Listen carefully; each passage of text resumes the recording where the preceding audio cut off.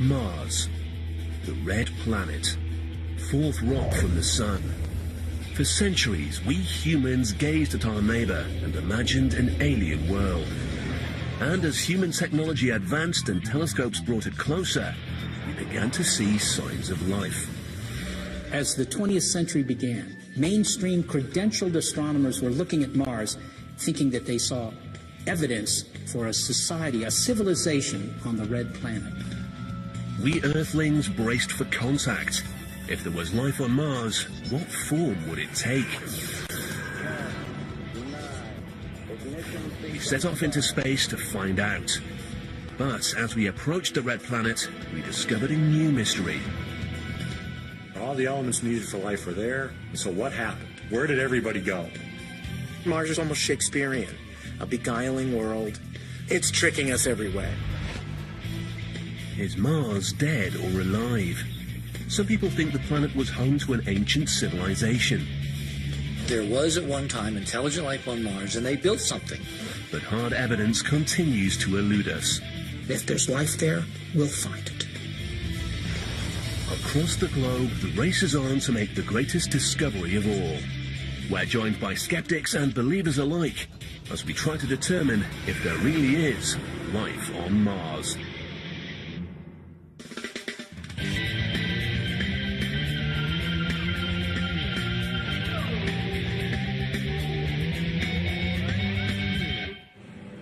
Should anyone be planning a trip to the planet Mars, here are a few travel tips you might like to consider in order to make your journey as comfortable as possible.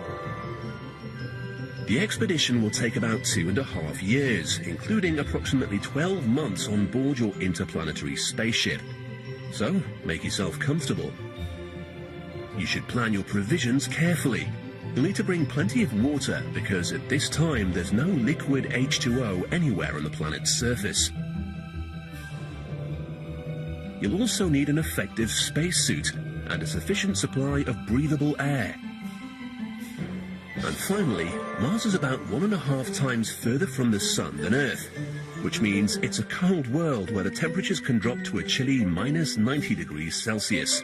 So remember to dress warmly. But these technical issues aside, Mars has much to offer. It's home to the largest known volcano in our solar system, a magnificent Grand Canyon, and breathtaking deserts. And for all those interested in culture, a visit to the celebrated Face is a must. All in all, a trip to Mars is sure to be a rewarding one.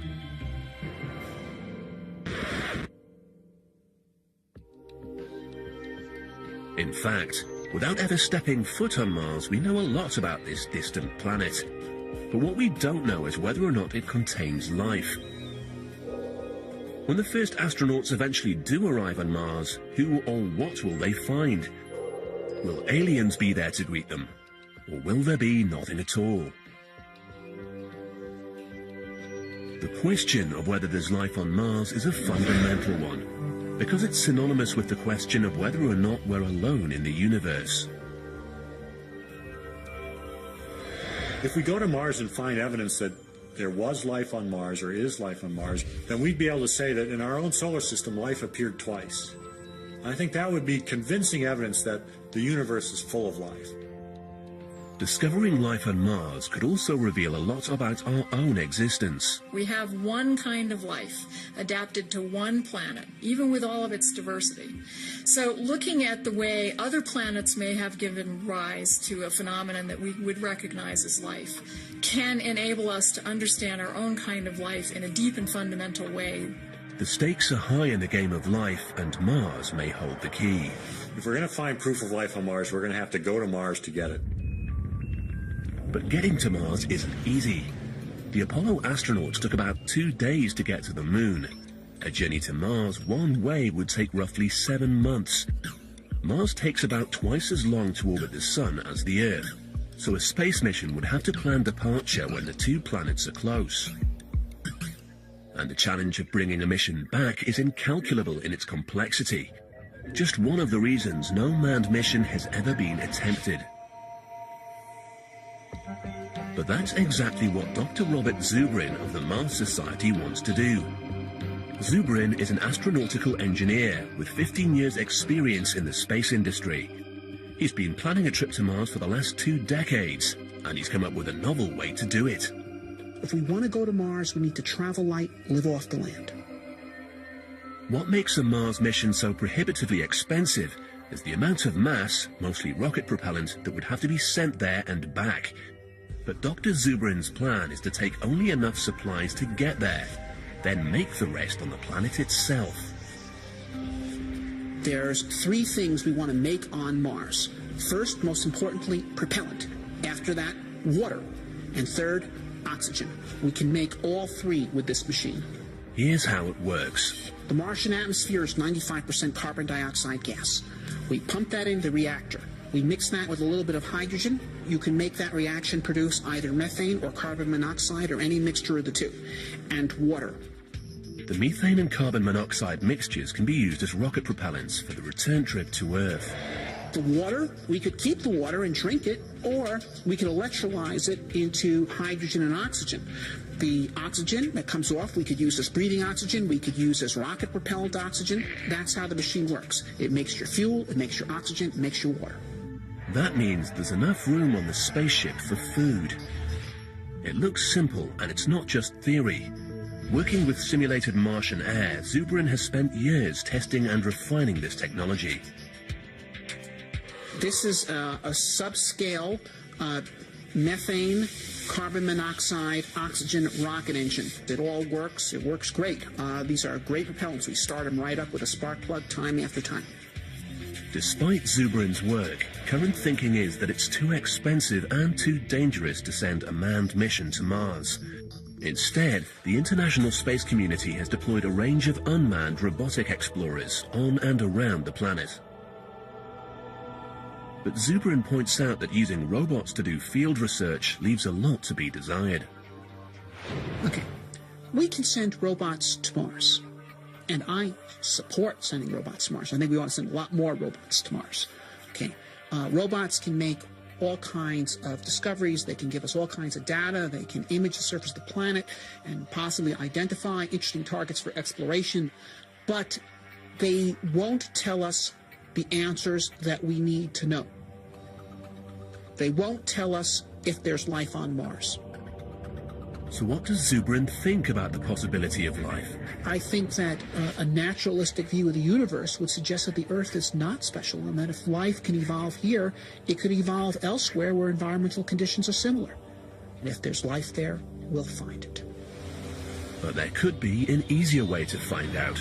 In fact, the answer could already be right here on Earth. Every year, hundreds, maybe even thousands of aliens come to our planet. Most arrive quietly and go unnoticed, but some enter the atmosphere in a blaze of glory. These aliens are meteorites. For centuries, these rocks from the sky were treated as curiosities, and often ended up in local museums or private collections.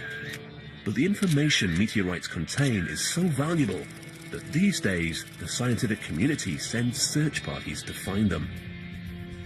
Meteorites fall randomly all over the Earth, but one of the most popular hunting grounds is Antarctica. Every year, scores of scientists risk their lives and head to the frozen continent. There, they conduct systematic grid searches of the icy landscape, looking for telltale dark shapes against the blue-white of the ice. It was on an expedition such as this that one particular meteorite was found, one that shook the scientific community to its core. The Discovery team sent it to a special facility at the Johnson Space Center in Houston, where NASA keeps its aliens. This is 84001, also known as the Allen Hills meteorite. The strange green rock was kept under strict quarantine. It was processed, examined, and rigorously interrogated for information about its home world. And although it took 10 years, investigators finally learned the truth. This rock came from Mars, and it had a secret to tell. Today, Rock 84001 speaks to us across all those billions of years and millions of miles. It speaks of the possibility of life. The best evidence of life on Mars may not be hidden deep within alien rock at all. There are some people who believe that a vital clue is staring us right in the face.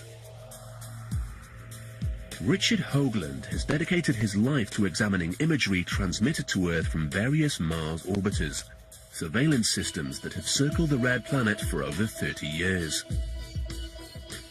In the first pictures that the 1976 Viking orbiters sent back from the planet's surface, Hoagland saw something incredible. I looked at this and it was like, oh my God. This thing had symmetry, it had proportion, it looked like a statue. Hoagland is referring to this remarkable image, a face-like structure the size of several city blocks. And that's not all Hoagland thought he saw. There were other structures surrounding the icon, eroded by time, that resembled the ruins of a monumental city.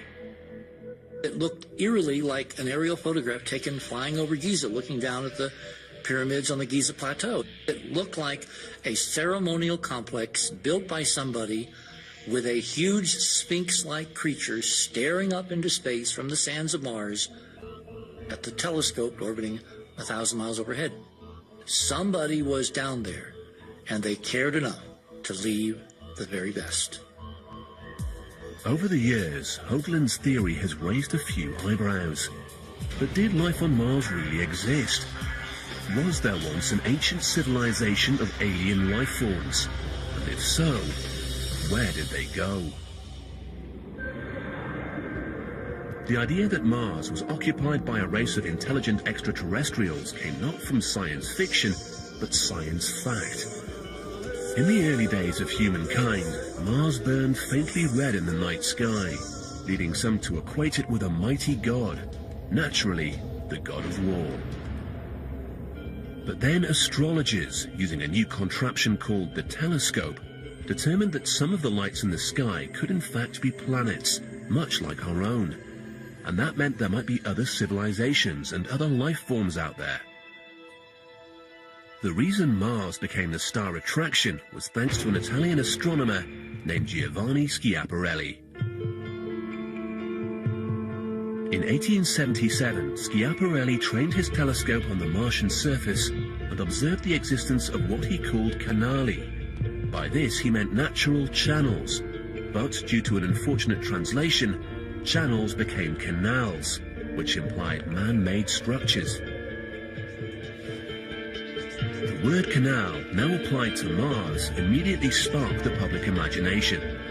If there were canals on Mars, especially ones big enough to be seen from Earth, then extremely intelligent beings must have built them. The rumor was dramatically compounded by an American astronomer named Percival Lowell. Lowell was a highly respected man of good society who had a profound love of astronomy. He developed a fascination with the canals of Mars and would sit up through the night observing the red planet. And what Lowell thought he saw there was a dying world crisscrossed by constructed waterways. Perhaps, he wrote, creatures short on water have built an irrigation system that circled the planet. By the turn of the 20th century, the idea that Mars was occupied had been taken up by mainstream media. In 1911, the New York Times proclaimed, "Martians build 2 immense canals in 2 years." Martian civilization was generally perceived as being more advanced than ours, but each Earth-bound nation also projected onto Martian society the visions and fears of its own future. In this 1924 movie from Russia, for example, Mars was portrayed as going through a proletariat revolution and ending up successfully communist. But many people thought that Mars was dying, and some believed it was only a matter of time before the Martians would try to contact us. In fact, some people thought they had, using another new technology. This is Seth Shostak. Go ahead, caller. Indeed. Radio. Windows cameras. Astronomer Seth Shostak explains. He didn't see anything except what looked like. It goes right back to those early radio pioneers, and none so directly as to Nikola Tesla. One of the most brilliant electrical engineers of all time, Nikola Tesla was the first person to claim that someone from beyond this planet was trying to get our attention. In 1899, Tesla was experimenting with an electric invention that essentially acted as a large antenna when he noted something strange. Repetitive signals substantially different from those he'd noted from storms and general Earth noise. And it's only natural to imagine that he would ascribe this to some sort of intelligent beings, because as far as Tesla knew, only transmitters could make radio sounds. So he naturally assumed that if he heard something, somebody was broadcasting it. Tesla was probably mistaken, as Shostak often gets to explain on his weekly radio show. Oh, that wasn't your question? Well, we don't know for sure what Tesla heard, but most likely it was something that we call whistlers. These are just distant thunderstorms, lightning discharges that produce natural radio waves that get distorted by the atmosphere as they propagate around the Earth and make a sound that kind of sounds like a whistle. Modern science may have an explanation for the signals, but in a way Tesla was ahead of his time. The idea that you could send signals from one planet to another made sense and inspired subsequent radio enthusiasts to listen out for signals from outer space. But if there ever was a message, it seems we humans didn't get it. At which point, the Martians turned nasty. Ladies and gentlemen, we interrupt our program of dance music to bring you a special bulletin from the Intercontinental Radio News. In 1938, Mars attacked. In fact, it was an imaginative radio play based on the H.G. Wells book War of the Worlds. But many people believed it and thought that Earth was under imminent threat from aliens. And sure enough, Martians appeared from the skies and landed in our movie theaters. Although they came in a bewildering variety of shapes and sizes. They were armed with laser guns, evaporators, death rays, and deadly kisses. They wanted gold, weapons, Earth women, and human blood. And they were very rarely friendly.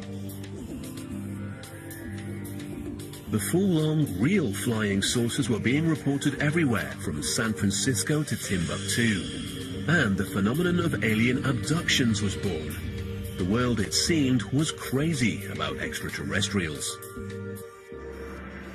But this leap in popular imagination actually paved the way for mankind to take it scientifically. By the early 1960s, both Russia and the United States had successfully sent men into space, and that much closer to the communists of Mars. In fact, they only got as far as the moon, and there were no aliens there. But the fact remained that if we could make such a trip, then extraterrestrial life capable of interplanetary flight was at least a possibility. With improvements in technology, we eventually sent a robotic scout to Mars. The landing was a success. The robot touched down, the camera turned on, and we finally got a good look at the red planet. It wasn't what we expected. How disappointing, after centuries of assumption that Mars was inhabited, that it had cities, it had canals, and the reality was that it was just this terrible, awful, dead-looking place. After years of speculation, it appeared that Mars was dead. But is this true? Mars may be unoccupied now, but if we're to believe Richard Hoagland, the planet once hosted a magnificent civilization. Hoagland is the principal investigator of the Enterprise mission, a loose collection of scientists, researchers, and Mars enthusiasts who've spent years trying to prove this extraordinary theory. As Hoagland explains, the rationale behind their belief is simple. If I had one catchphrase to describe the whole problem of convincing scientists that there is really an ancient civilization on Mars, it would be, it's the geometry. A case in point is the face-like structure. NASA claims it's a naturally occurring rock formation, but Hoagland thinks otherwise.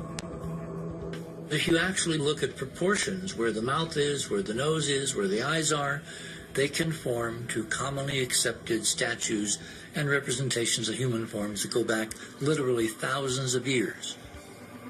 He's also found what he believes to be a highly complex geometric relationship between various structures centered around the face. Hoagland claims that the layout of this region, named Cydonia, is similar to what we see in ancient ceremonial complexes on Earth. There are alignments, there's parallelisms, there's right-angle rectilinearity. They also appear to have a specific geometric relationship to the face, to another massive structure down here, to other structures. To on prove the his theory, where you have Hoagland and his sightlines colleagues have city. applied a series of computer image analysis programs, looking for things that don't seem to match the surrounding landscape. The face and a couple of other structures register as anomalies, which he claims implies they're artificial constructions. This is the real image, and this is the fractal representation. And again, it's the signal strength is basically the brightness. Strictly speaking, a computer will simply find what you program it to look for. It can't determine whether or not an artifact is natural. But Hoagland claims there are some things we can see for ourselves. This pyramid, for example, appears to have a perfect tetrahedral form with an accurate apex and sharp angles. This unquestionably had to be made by someone, because nature does not produce this kind of structure. If we were to land someday, find the entrances to this thing, walk inside, because if the exterior is preserved in this extraordinarily pristine form, imagine what waits us on the inside. But if there was a civilization, what happened to it? That's where things get interesting, but that's where we obviously cross the line from science to speculation. We have no ground truth, unfortunately. Hoagland thinks that NASA hasn't investigated these claims because the government is hiding something. I believe there's a cover-up. Call it a conspiracy if you will, except they're not called conspiracies, they're called policies. According to Hoagland, it all goes back to an obscure Brookings Institution study commissioned by NASA and published in 1960. There is a section devoted to the implications of NASA's discovery of extraterrestrial life. And the document recommended that if we were to discover, i.e. NASA were to discover evidence of extraterrestrials, that it should be basically kept secret, because it had the potential at the limit to destroy civilization. The argument appears to be that where one civilization comes into contact with another that's more technologically advanced, the first civilization's in trouble. So could the US government be covering up aliens to prevent a societal meltdown? In fact, all the Brookings report really suggested was that we should do more studies. Hardly sinister stuff. Seth Shostak also thinks that there's a fundamental flaw in Hoagland's cover-up theory. Well, doggone it, if the aliens are really here and they're really advanced and they're really malevolent, as they could conceivably be, then it really doesn't matter what the government does it? This is Bambi meets Godzilla, and Godzilla's going to win. Shostak himself works for an organization that operates on the assumption that not only is there life out there, some of it has technology. This is the Allen Telescope Array, built and operated by the University of California at Berkeley and the SETI Institute. SETI stands for the Search for Extraterrestrial Intelligence, and it's an entirely scientific operation manned by astrophysicists, engineers, and planetary scientists with one simple objective. It's really easy to send signals between the stars. That's the bottom line fact. There might be thousands, millions, or more societies that are sending information from one star system to the other. Why not look for it? SETI basically eavesdrops on the universe in an attempt to pick up a signal from outer space. To do this, SETI uses highly sensitive radio receivers that scan systematically through the billions of star systems in our universe. It's like scanning through your car radio dial as you drive, but on a cosmic scale. Now, what kind of signal are we looking for? We don't care.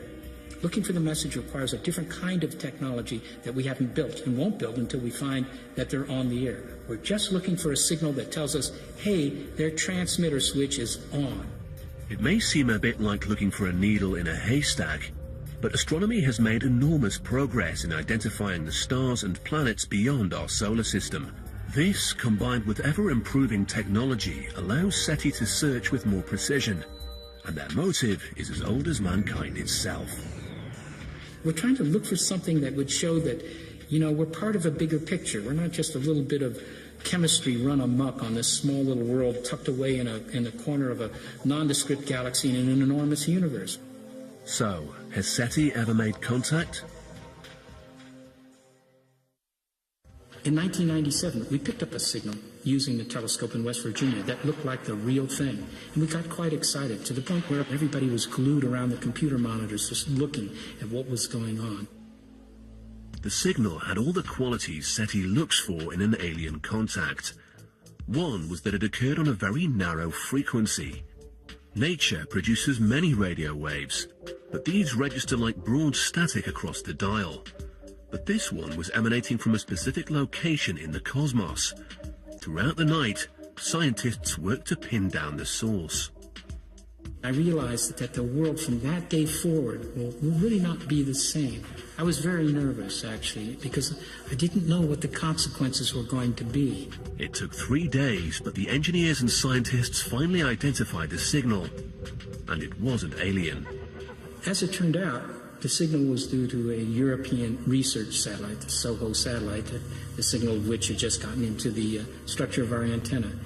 And that was a bit disappointing.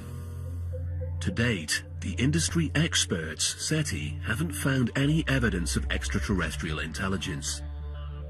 As of now, one thing you can say, and that is we have not conclusively proven the existence of any life, intelligent or not intelligent, beyond the bounds of Earth. So what does this mean for Mars? 30 years of remote observation so far appear to have done nothing but confirm that our nearest neighbor is dead. But the idea of life on Mars has begun to make a comeback, and it's all because of water. When NASA scientist Chris McKay saw the 1976 Viking images of a dry, barren Mars, he was intrigued. I remember the overwhelming impression I got was, the lights are on, but nobody's home. What McKay is referring to is what he poetically calls the ghost of water past. Here in the Mojave Desert, he explains what he means. There's no water in this lake bed now, but the geology, the surface of the ground, shows evidence that there was water here. And that's what we see on Mars. We see dry lake beds. We see river beds that have no water in them, but clearly did at one time. And this is the evidence that Mars had water. And it's that water that's of interest to us from a biological point of view. The Mojave actually gets more than 12 centimeters of rain a year.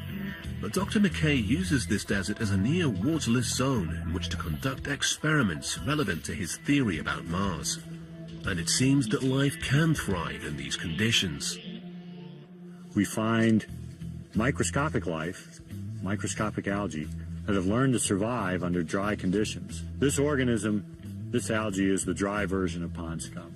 They wait out in the dry for months, maybe years, and then a rain comes and they very quickly set up shop and do their biological thing, and then it gets dry and they shut down and wait again. Dr. McKay isn't claiming that Mars is populated by desert algae, but he thinks the odds are in favor of past life. If we were to imagine what would the last Martian have been like as Mars went from a fairly wet, Earth-like environment to the dry desert that it is today, it would have been probably an organism like this. So, according to McKay, if life ever existed on Mars, it was probably microbial. And microbes bring us full circle. Some scientists believe we've already found life on Mars because of some mysterious clues discovered in a Martian meteorite. Life on Mars may be less to do with little green men and more to do with little green rocks. The 1976 Viking mission to Mars was a triumph of modern space exploration. But one unexpected bonus was information that could be used to further study our alien visitors, the unidentified meteorites sitting in cold storage on Earth. Well, we've had meteorites we've known were meteorites for 100 years, but we didn't know they came from Mars until Viking landed and measured the gases in the atmosphere, and scientists studied the gases in these meteorites and showed that they were the same. But how does a Martian rock get to Earth in the first place? Scientists think that an explosion, probably caused by the impact of an asteroid hitting Mars, blasts a rock off the planet and into space. It then hurtles around our solar system until, if it's very lucky, it gets caught by the gravity of our planet and plunges to Earth. For NASA scientist Dr. Everett Gibson, these meteorites have sparked a remarkable voyage of discovery. For one to have life, you have to have the presence of water, you have to have the presence of carbon, you have to have an energy source, and you have to have geological processes. All of these four fundamental things are seen within the Martian meteorites. So, the conditions could be right for life to exist on Mars, perhaps in the past. And it seemed that NASA was about to prove it, thanks to that odd little meteorite, 84001, from Mars. 600 million years after this rock was formed in the crust of Mars, you get water percolating through the rocks, saturated in carbon dioxide from the Martian atmosphere. As the water basically evaporates away, it potentially leaves the carbonate behind. The meteorite confirmed that Mars had once been wet, but there was more. The carbonates contain organic matter. The carbonates contained an iron oxide mineral, magnetite. Here on Earth, magnetite, essentially magnetic crystals, is often produced by microscopic life forms. The investigators then looked even closer using the most powerful microscope at their disposal and got an even bigger surprise. They saw what looked like minute worm-shaped structures. The scientists were elated, but cautious. We said one explanation could have been biology operating. Could have been the signatures of something like a life process. Was this all finally confirmation that there was life on Mars? From the moment they were first announced, the microbes have been controversial. Critics say that the carbonates, organic matter and magnetite crystals can be explained through other non-life processes. And many people believe that the worm-like structures are actually clumps of a coating material used to examine the sample in the laboratory. Others point out that the rock could have been contaminated at any time during the thousands of years it was lying around here on Earth. But nonetheless, the possibility of ancient Martian bacteria has reinvigorated the theory of life on Mars. If, once upon a time, Mars had been warmer and wetter and had some early form of microbial life, did it survive, thrive and grow up to build complex structures? It's a nice idea, but it seems unlikely, especially when you consider that conditions on Mars are dry, radioactive and extremely cold. It's often suggested that surely nothing could survive in this hostile environment. But perhaps we've been underestimating the nature of microbial life. Astrobiologist Penny Boston is searching for life on Mars by dropping deep into this heart of darkness. This is a lava tube, a subterranean cave formed by underground lava flows during a volcanic eruption thousands of years ago. And Boston has an unusual objective. Sometimes they're in crevices, sometimes they're kind of hard to see.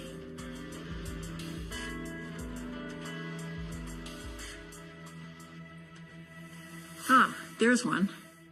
This is an extremophile. We're looking for what we astrobiologists call extremophiles in this environment, and that means that they're organisms that are living in very difficult conditions. In this particular case, these organisms are living in a very cold cave right around freezing. They are making their living without benefit of sunlight, and there's almost nothing to eat in this cave. In recent years, scientists have discovered tenacious microorganisms living in all forms of extreme environment. And if they can do it on Earth, why not on Mars?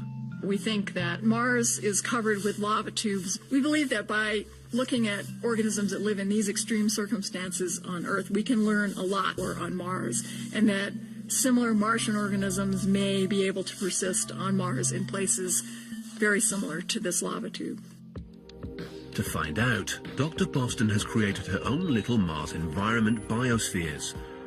Essentially, she's exposing a range of microscopic Earth life forms to a variety of elements that can be expected on Mars. They have been subjected to Mars-like levels of high ultraviolet radiation and Mars-like temperature cycles. We have given them atmospheric compositions from very low levels of carbon dioxide with nothing else to perhaps 1/10 the density of Earth's atmosphere, and tested them under those conditions. So far, she's isolated 36 different strains of organism that thrive quite happily, meaning that in theory at least, life could survive the harsh conditions of Mars. But there's one problem. There's one thing for sure that we know, and that is that all forms of life on our planet require liquid water. We don't know if that's going to be true on other planets, but we think that where there's going to be life, there's going to have to be water. This simple fact has helped scientists in the 21st century refine the search for life on Mars into a comprehensive strategy. Dr. Jim Garvin is chief scientist at the Goddard Space Center and a veteran of NASA's Mars exploration program. NASA uses a term, follow the water. Following the history and record and abundance and inventory of water is a wonderful way to search for something as tough, perhaps elusive, as life. We already know that Mars was wet in its ancient past and has reservoirs of ice in its polar caps. But using remote sensing technology, NASA has found what could be evidence of a modern water cycle. We've discovered tens of thousands of hillside gullies that clearly released a fluid, likely liquid water, in the extremely recent geological past. Scientists have also discovered that Mars has a vast underground reservoir of ice, spanning about 30% of the planet. The reservoir of water under the surface may include liquid zones. They may be liquid under the ice caps, they may be liquid hundreds of meters deep, they may be liquid tens of meters deep. All that points to a modern liquid water cycle on Mars. Where there's water, there could be life. And when it comes to the question of life, Dr. Garvin is a believer. Absence of life in all senses of the word throughout time on Mars. Is that a possibility? I actually believe not. All the right building blocks, initial conditions, the same that we think persisted in early Earth, must have been at Mars. So, the tale of two planets. Where do they diverge? This is what drives the international space community to take aim at Mars. Over the past 30 years, dozens of unmanned missions have been launched. But the Red Planet has become something of a Bermuda Triangle, with roughly 2/3 of all missions ending in failure. Given the danger and high cost, plans for a manned mission have been delayed for decades.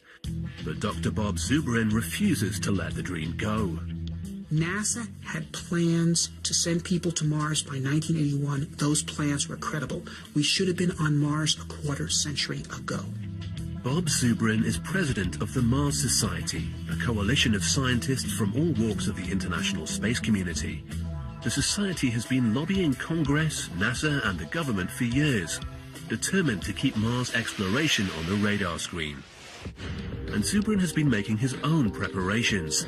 The Mars Society has set up Mars analog habitation modules in the deserts of Utah and the remote landscape of Devon Island in Canada. What we're doing at these stations are really what someone would call operations research. We're trying to find out what field tactics and techniques would be most usefully applied on Mars, what technologies would be most useful to the crew. Zubrin has more in mind than a quick trip across space. He plans to colonize the planet. We're going to Mars because Mars is the planet that has on it the resources needed to support life, and therefore potentially someday human civilization. For Zubrin, Mars is the new frontier. Whether or not there has been life on Mars, whether or not there is life on Mars, there will be life on Mars. And it will be us. There's still the mystery of the pyramids, the supposed signatures of an ancient Martian civilization. What if the beings that built the face are coming back? Could the enigmatic face in the hills of Cydonia really be a calling card from a lost civilization? Ironically enough, we might pick up some clues at the World Science Fiction Convention in Southern California. We're not here to look for Martian monument builders. Rather, we've come to meet astronomer Phil Plait. Plait's mission is to provide participants with a healthy dose of science fact. And today, he's taking on the face of Mars. Just so we're clear on this, it's a rock that looks like a face. And it's not even that good of a face. It looks like he's got, I don't know. Phil Plait is the creator of Bad Astronomy, a website and book dedicated to exposing what he calls pseudoscience. And he thinks the solution to this Martian riddle is simple. There's a trait called pareidolia, and it is the tendency to see faces in random patterns, and we see this all the time. But whatever the reason, Phil Plait thinks we can't always trust the evidence of our own eyes. Our brains don't like random patterns. They want to find some sort of real pattern in the noise, in the randomness, even if it's not there. And so you can just take a collection of dots and you might see a head, or you might see Jesus in it. But that's just your brain trying to find a pattern desperately in something that is patternless. If we take a closer look at the Martian terrain, it appears to be covered with faces. But Plait insists they're just face-like patterns, not monuments to ancient civilizations. But Richard Hoagland, the leading advocate for the theory of monuments on Mars, has countered this argument for years. He insists his theory is based on more than just a pretty face. If I had to stake my entire almost 30 years now looking at this, that there was at one time intelligent life on Mars and they built something, I would say the geometry of Cydonia is now trillions to one against it being chance, and in any man's or woman's science, when you have that level of odds in your favor, you can say with relatively good backing that it's real. But NASA scientist Jim Garvin has this to say about geometry. It is possible to construct geometric patterns between anything. There's an infinite number, in fact, of different affine geometric patterns between this feature and that feature and this feature and that feature. To read one as being the answer to this particular small patch of Mars is extremely challenging to me and to the science community. According to Garvin, those interesting pyramids and tetrahedral landforms are all wind. If the wind is blowing one way for a while, and the next season it blows this way, and the next season it blows this way, and the next season it blows this way, what happens? Over time, if that's the consistent pattern of the wind, sandblasting, in this case a hill about 10 blocks in scale, you can produce landforms that remind one of pyramids. Similarly formed natural structures called yardangs are found in the dunes of Egypt's western desert. Dr. Garvin sees the Cydonia region as a natural landscape shaped by the forces of erosion. But what about the face? When I look at this picture on Mars, I see positive relief landform, a hill of the scale of multiple city blocks, very similar to tens of thousands of others on Mars. But Dr. Garvin believes you can't prove anything with a two-dimensional snapshot. So in order to analyze the structure properly, he's created a 3D model of the landform by combining topographical data with a high-resolution 2D image. This allows him to observe the face as if he were flying around it in a helicopter. And from this height, the face dissolves into the landscape. There are no eyes and no mouth to be seen.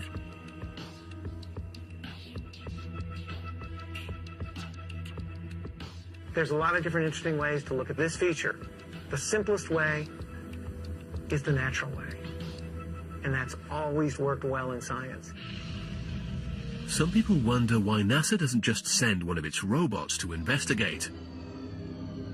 But considering the enormous cost and the physical challenges of dropping a priceless asset such as a Mars rover, all targets need to be chosen with careful consideration on the basis of scientific priorities. Why would we consider this a first priority? And that's the question I leave you with. We're looking for our origins in the history of life in the universe. And there is no evidence that that has a bearing on that question today. Some people will continue to believe in the magic of ancient monuments, while others stick with the proven world of modern science. For centuries, the red planet has kept us guessing. I think odds are we won't find life. There's no evidence, so I'm not going to bet my house either way. The desire to know if there's life on Mars is so strong because it affects our own place in the universe. We live in space as small, minuscule amounts of the matter that is the bigger space. The more we understand the history of life in this solar system, in this universe, the more we understand our own life and our own destiny. It's been 30 years since a human last set foot in another world. If space exploration is to become a reality, not just of the past, but of our future, perhaps it's now time to set our sights on Mars. There's some moments in history where you have the capability of doing something important, and I think that this generation has the capability of finding out whether we're alone or not. It's something we all need to know.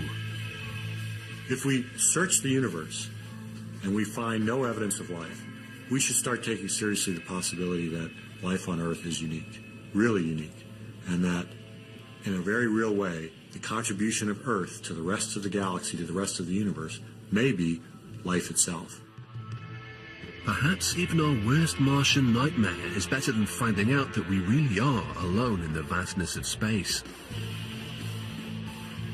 But if life does exist elsewhere in the universe, our best hope of finding it remains with the red planet, the remarkable neighbor that we call Mars.